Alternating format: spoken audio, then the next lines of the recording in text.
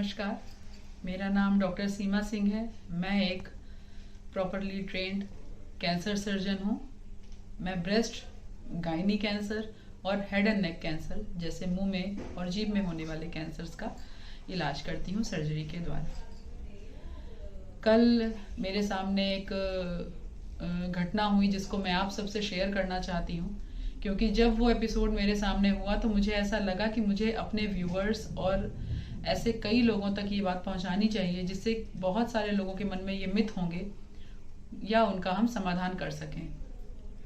Myth क्या था? एक एल्डरली लेडी जिसकी एज 84 इयर्स थी, उसके फैमिली मेंबर्स उसको मेरे पास लेके आए थे और ये पिछले 15 दिनों से मैं 2-3 बार लेके आ चुके थे उस पेशेंट को।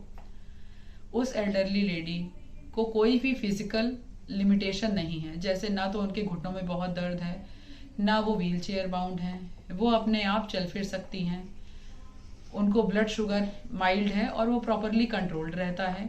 एक उनकी बीपी की मेडिसिन चल रही थी। जब वो पेशेंट मेरे पास आए, उनकी मेन कंप्लेन थी कि उनको राइट ब्रेस्ट में एक गांठ थी, वो गांठ में पस पड़ गया था और उनको काफ़ी तकलीफ हो रही थी। उन्होंने मुझसे मिलने के पहले भी 2-3 डॉक्टर से सलाह ली थी। सबने उनको यही सजेस्ट किया था कि सर्जरी नहीं करवानी चाहिए। अब यहाँ पे 2 क्वेश्चंस होते हैं। अगर 84 ईयर की महिला जिसको ब्रेस्ट में गांठ है, जिसमें कि कैंसर होने की ज़्यादा संभावनाएं हैं, तो क्या ऐसे पेशेंट को हमको जांच करके ये प्रूफ करना चाहिए कि उसे कैंसर हुआ है या नहीं? और अगर कैंसर हुआ है तो वो गुड टाइप कैंसर है या बैड टाइप कैंसर है? और उस पेशेंट को क्या कैंसर के साथ ही छोड़ देना चाहिए या उसको कोई इलाज हमें बताना चाहिए? ऐसे पेशेंट्स को हमें बिना डायग्नोसिस के नहीं छोड़ना चाहिए। बायोप्सी से कोई भी खतरा नहीं होता है, क्योंकि जब तक आप अल्ट्रासाउंड में देख करके ऐसे ट्यूमर जिसमें पस पड़ चुका है उसकी बायोप्सी एक सॉलिड पार्ट से, जहाँ पे कि ट्यूमर मेनली स्थित है, वहां से नहीं करेंगे तो आप किसी डायग्नोसिस पे पहुंचेंगे ही नहीं। और अगर आप किसी डायग्नोसिस पे नहीं पहुंचेंगे तो आप उस पर्टिकुलर बीमारी को बिना डायग्नोस किए उस पेशेंट को कैंसर का या बिना कैंसर का इलाज रिकमेंड कैसे कर सकते हैं? इस समय जो AI का दौर चल रहा है, हर पेशेंट्स यही प्रेफर करते हैं कि नहीं, हम डॉक्टर को रिपोर्ट भेज दें और हमारी बीमारी का इलाज हो जाए। इस चीज़ को अवॉइड करिए। इससे मिसमैनेजमेंट, गलत ट्रीटमेंट ज़्यादा होता है। बिना फिजिकल एग्जामिनेशन किए कोई भी ट्रीटमेंट की सलाह मत लीजिए। ट्रीटमेंट की सलाह उससे लीजिए जो उस फील्ड में, उस पर्टिकुलर ऑर्गन फील्ड में या उस पर्टिकुलर बीमारी में एक्सपर्ट हो। अब अगर हम इस फीमेल की बात करें, इनका हमने अल्ट्रासाउंड गाइडेड बायोप्सी कराया 15 दिन पहले। उसमें आया कि कैंसर है इनको ब्रेस्ट का।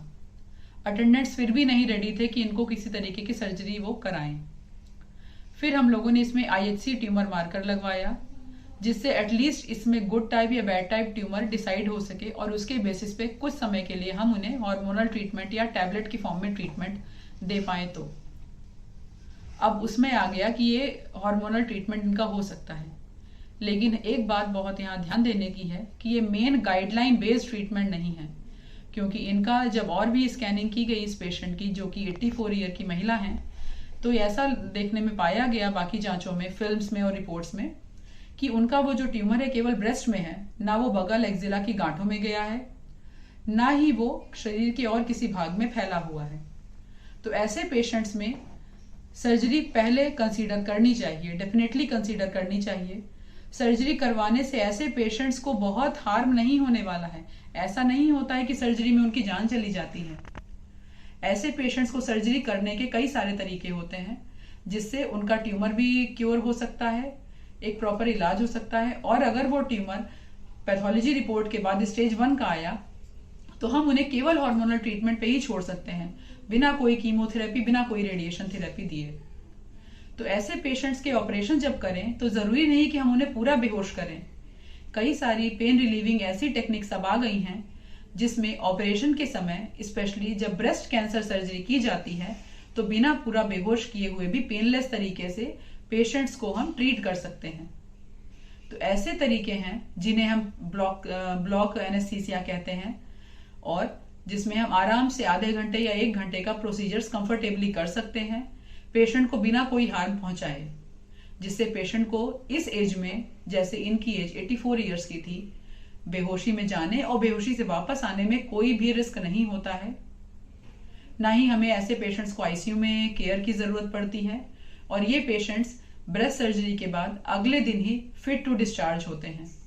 इसलिए ये जो मिथ है कि नहीं एल्डरली फीमेल है, 84 ईयर्स की फीमेल है, 80 ईयर्स की फीमेल है, इनका ऑपरेशन कराएं या नहीं कराएं, तो अब उन अटेंडेंट्स के मन में ये शंका थी कि नहीं हम इनका आयुर्वेदिक ट्रीटमेंट करा लें और हार्मोनल ट्रीटमेंट करा लें।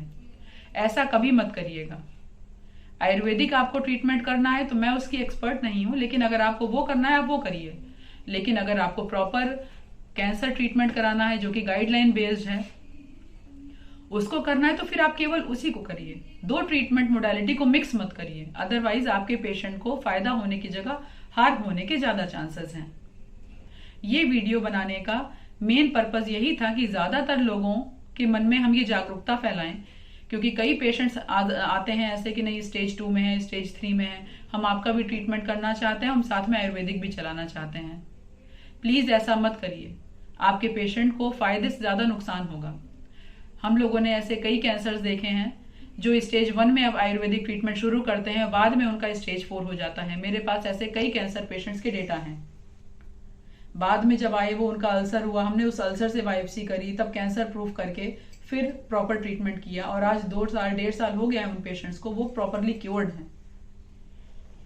मैं आयुर्वेदिक ट्रीटमेंट के अगेंस्ट नहीं हूं, बट मेरा एक ही क्वेश्चन है कि बिना बायोप्सी किए हुए वो एक पेशेंट को ये कैसे लेबल करते हैं कि उसको कैंसर हुआ है या नहीं हुआ है।